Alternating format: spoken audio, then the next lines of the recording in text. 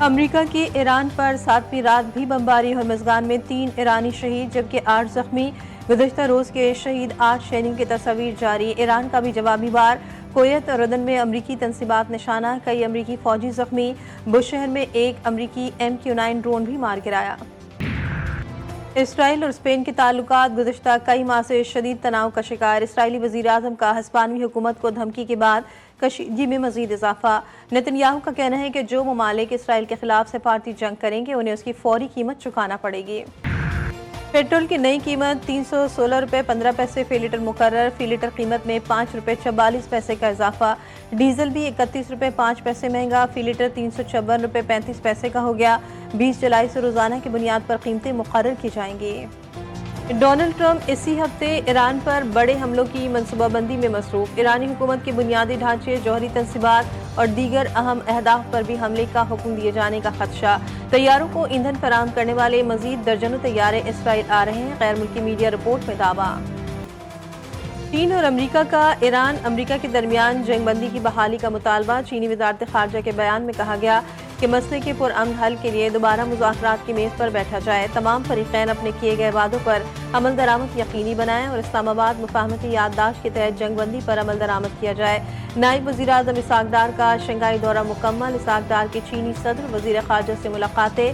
پاک چین اسٹریٹجک شراکت داری مزید مضبوط بنانے اور مصنوعی ذہانت میں تعاون بڑھانے پر اتفاق۔ اسحاق ڈار کی شنگھائی میں اقوام متحدہ کے سیکریٹری جنرل انتونیو گوٹریس سے بھی ملاقات۔ علاقائی اور عالمی صورتحال پر تبادلہ خیال۔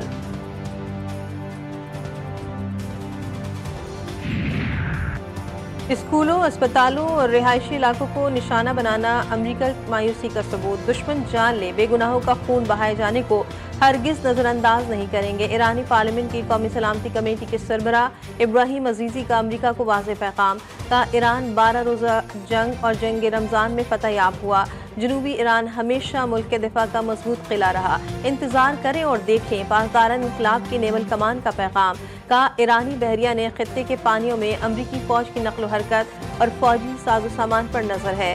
امریکی اب اس وقت کے قریب پہنچ رہے ہیں جب ایران کے مسلح افواج خطے کے پانیوں میں آپریشن شروع کرنے والی ہیں۔ اسرائیلی مہم امریکی انتظامیہ کو ایک ایسی جنگ میں دھکیلنے کی کوشش کر رہی ہے جسے ناممکن نہیں۔ ایرانی وزیر خارجہ عباس عراقچی نے کہا اسرائیل واشنگٹن کی خارجہ پالیسی اور اندرونی سیاست پر اثر انداز ہو رہا ہے۔ امریکی عوام کو غیر ملکی اثر و رسوخ سے خبردار کیا جا رہا ہے۔ اس سے بھی زیادہ تشویشناک بات یہ ہے کہ اسرائیل امریکی ٹیکس دہندگان کا پیسہ استعمال کر کے امریکہ میں اپنے ناقدین کو خاموش کرانے کی کوشش کر رہا ہے۔ یہ سب جلد بے نقاب ہو جائے گا۔ اوگرا آج سے روزانہ پیٹرولیم مصنوعات کی قیمتوں کا تعین کرے گی۔ یومیہ بنیاد پر عالمی منڈی کو مد نظر رکھ کر قیمتوں کا تعین کیا جائے گا۔ وفاقی وزیر پیٹرولیم علی پرویز ملک نے کہا خطے میں پھر جنگ ہوتی ہوئی نظر آ رہی ہے۔ عالمی منڈی میں ڈیزل کی قیمت 110 سے بڑھ کر $140 ہو چکی ہے۔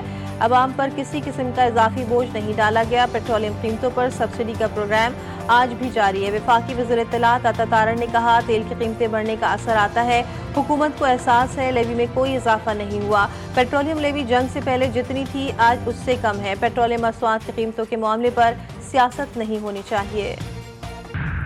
پیٹرول پمپ مالکان کی پیٹرولیم مصنوعات کی قیمتیں روز طے کرنے کی پالیسی مسترد۔ چیئرمین آل پاکستان پیٹرول پمپ اونرز ایسوسی ایشن نعمان علی بٹ نے کہا حکومت کی مجوزہ petroleum price D regulation policy مسترد کرتے ہیں۔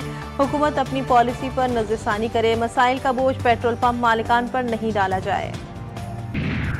کالعدم جوائنٹ ایکشن کمیٹی کے شرپسندوں کا سابق وزیر اعظم آزاد کشمیر تنویر الیاس کے قافلے پر حملہ، فائرنگ سے سیکیورٹی گارڈ جاں بحق، متعدد افراد زخمی۔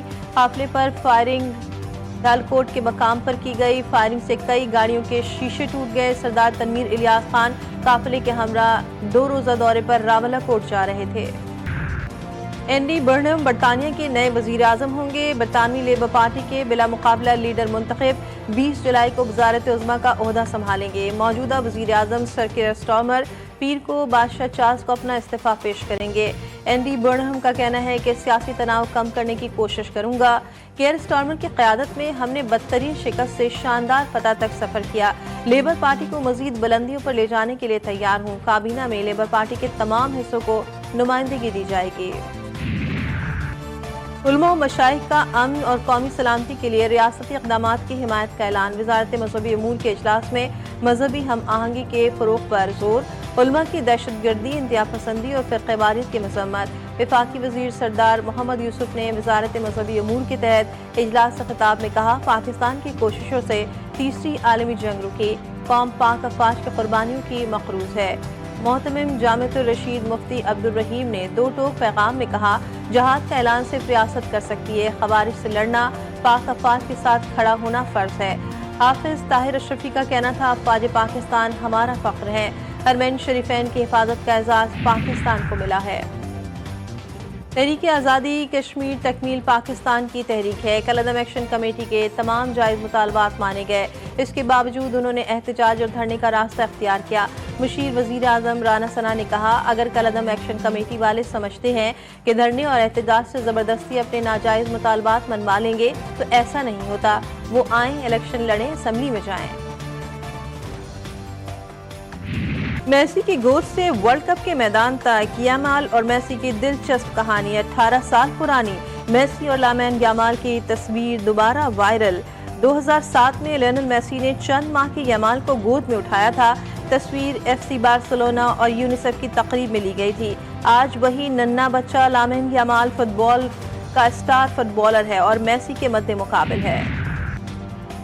और कौमी cricketer Mohammad Nawaz ICC anti doping code के खिलाफ वर्जी के मुर्तकिब करार।